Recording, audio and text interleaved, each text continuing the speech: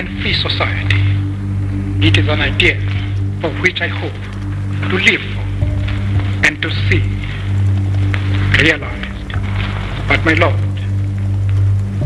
if it needs be, it is an ideal for which I am prepared to die.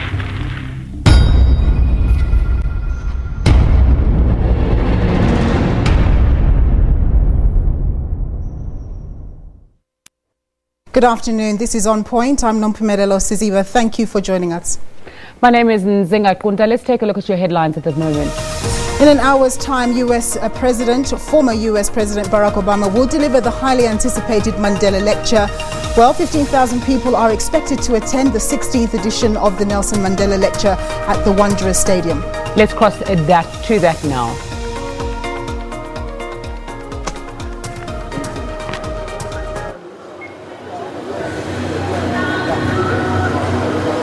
In 2017, the Women's Unit hosted a well-attended first annual Women's Summit on International Women's Day.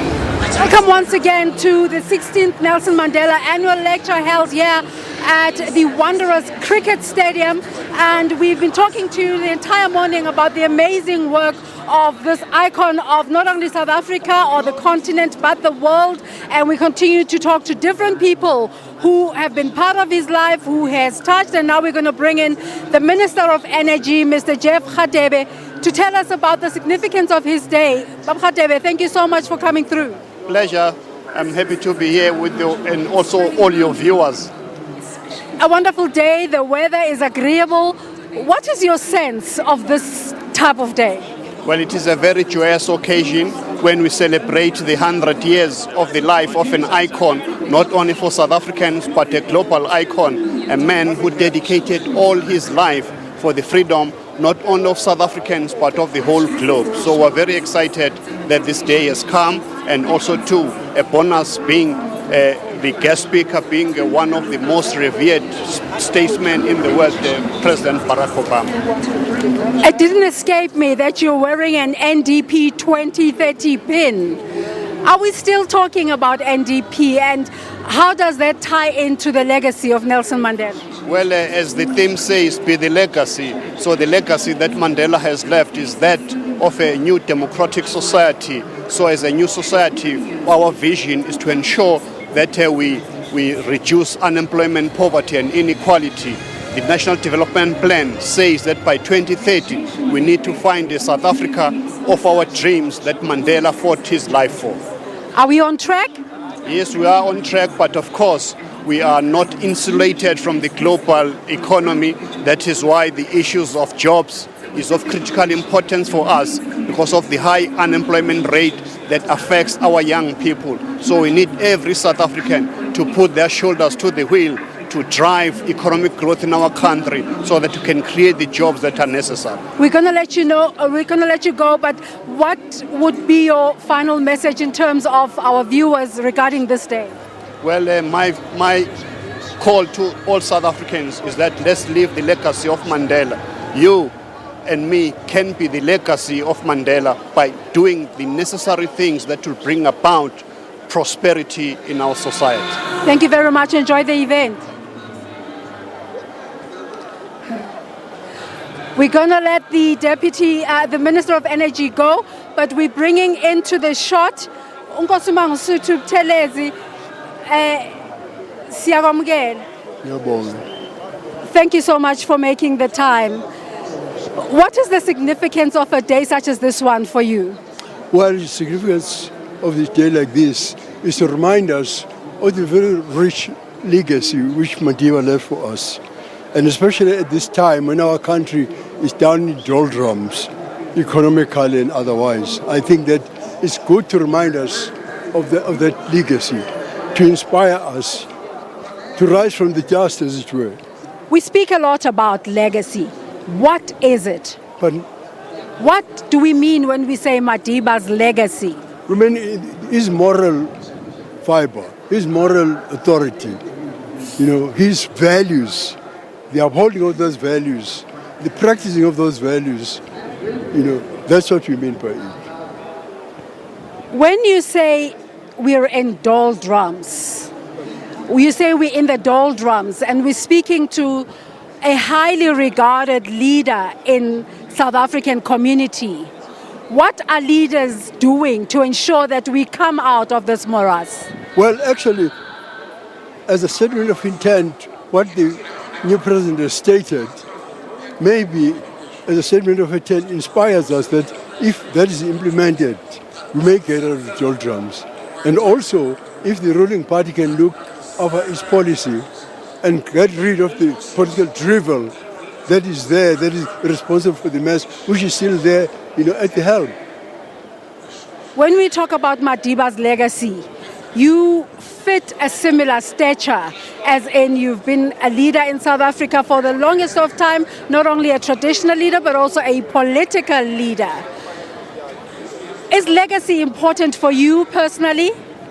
Very, in many ways, because as you know very well, Madiba was not only my leader, we're not only together in the ANC Youth League, but you know that even when I was in prison, I was in Johannesburg last week for the launch of the letters, because some letters that he wrote, he sent to my wife and myself. He was a friend of my wife's family, he was my friend. At one time, in fact, he wound up the estate of my father-in-law as a lawyer. And actually then he appointed me as Minister of Home Affairs as well. It's an absolute honor to speak to you. Thank you so much. Please go enjoy the event. Thanks very much. One of the conversations that is being held about this event is the invigoration of young people to get them to take the torch and carry forward the legacy of Nelson Mandela. And one of the people who embodies that is Lindiwe Mazibuko, who joins us now, a former leader within the Democratic Alliance. Lindiwe, thank you so much. What are you doing these days? Thanks for having me. These days I'm starting a movement to bring more and more quality, talented young people, women and unusual candidates into politics. So I've started an organization called A Political Academy, and we are going to support the next generation of political leaders, of government leaders, regardless of their political ideology. You look so energized about it. How does it speak to the feeling here today?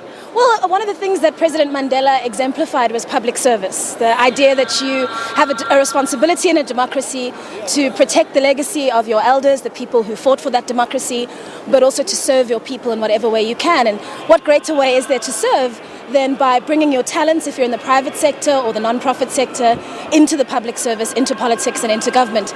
So we want to encourage, especially young people, especially women, but particularly people from outside politics, to find new and innovative ways that they can serve in public service and to actually think really hard about whether the time has come for them to step up. You know that you're one of those young leaders who are really watched. One tweet from you, people start speculating about your political movement. What are your intentions in terms of political office? So I am I'm not occupying a political office right now, and because of the organization I run, I'm not a party member in any political organization, but I am networking with every political party in this country, because I want to make sure that once we've run a program like this, it's a leadership program, it's non-partisan, but it's also multi-partisan, so there'll be different voices from all over the country. We want at the end of that process to say to political parties, here's the next generation of leaders. It's time for you to take them in, take them up, support them, mentor them, make sure that they have opportunities to be successful in public service, so that we can no longer look at politics as this, very malicious, dirty game, and actually start to feel proud of the people who serve us. How open is South African society, though, of non-partisan organizations? I mean, that's the thing, right? I show up at an ANC event and people are confused. They're like, but aren't you DA? And especially close to the president. It's not a church, right? Political parties are not churches. They're things you vote for in an election. But, we're not in the middle of a revolution. It's not life and death, and we should not treat politics like life and death. And as citizens in a society, we should be able to interact across party lines. MPs work across party lines in committees every single day. Coalition governments, we're standing in a city that's being run by a coalition government. What kind of politicians are we raising if we encourage them to be flag wavers who refuse to even engage with people across the aisle? So we must change that political culture, and we must find ways to interact across party political lines, even as we say, this is my platform, this is what I believe in. So for us as an organization, it's about bringing people's values together in terms of constitutionalism. And how are you and your members interacting with this event? Well, we are here to be a part of the excitement around this event. Barack Obama, as you know, has launched launched this extraordinary African leadership initiative, and it's wonderful to partner and engage with organizations that are doing the similar work that we are doing. So for us, it's just about being here, being engaged, being collegial, and making sure we tighten the bonds with other organizations. We could talk to you about a lot, but we're going to let you go so you can go enjoy the event. But I'm sure there's just so much to talk to you about, but obviously not today. Thank you so much, Lindiwe Mazibuko. What's the name of the event again, the organization again? Apolitical Academy. Apolitical Academy, and that's Lindiwe Mazibuko. Let's go back to Peter for now. Desiree, thanks very much indeed. And to our viewers that are watching on SABC3, you've just joined the main feed on channel 404. Very warm welcome to Wanderers. We have a very special vantage point on the 4th floor at Wanderers Stadium. And we'll be able to see with you the Nelson Mandela Lecture, the 16th one, that's going to be presented at 2 o'clock by President Barack Obama, former President of the United States, of course, but very much a person that we claim as our own because of his African heritage and Kenyan heritage. But a person who knew Mandela, inspired by Mandela, and somebody that's going to help me unpack some of that inspiration and perhaps even some similarities is his story. In fact, I'm going to be speaking to her in a few moments' time. It's going to Luando Tlasa. So stand by for that as we unpack the similarities between Barack Obama and Nelson Mandela. Stay with us.